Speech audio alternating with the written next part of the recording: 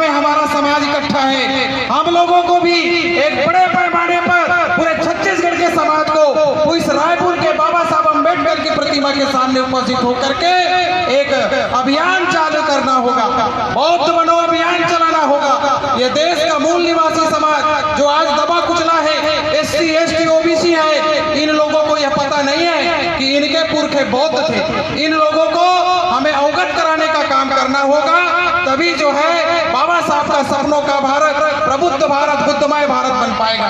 मैं आप लोगों को ज्यादा कुछ नहीं कहूंगा, लेकिन हम लोगों को एक होना है और अपनी एकता दिखानी है, अपने समाज को जोड़ना है और केवल अपने समाज को नहीं, बहुजन समाज बनाने का हम लोग को काम करना है। हर जाति को जोड़ करके बाबा साहब के सपनों का भारत बनाने में हम लोगों को अपनी भूमिका निभाना है। यही बात कहते हुए आज बाबा साहब अम्बेडकर जी की जन्म जयंती खुशियों से मना रहे हैं, हर्षोल्लास के साथ मना रहे हैं। ये हमारे लिए बहुत बड़ा गर्व की बात है कि उस बाबा साहब की वजह से हम जी रहे हैं। वो नहीं होते तो हम नहीं होते।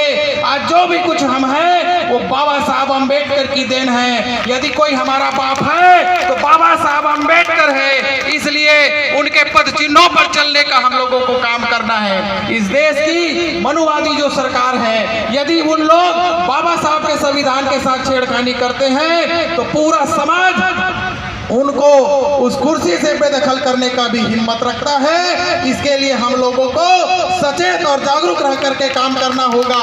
उनकी सोच बाबा साहब के संविधान के उस पन्ने के ऊपर है जो देश को बर्बाद करने में लगे हुए हैं। हम लोगों को संविधान के ऊपर उंगली उठाने वाले लोगों को उनको सबक सिखाना है और अपनी एकता दिखानी है।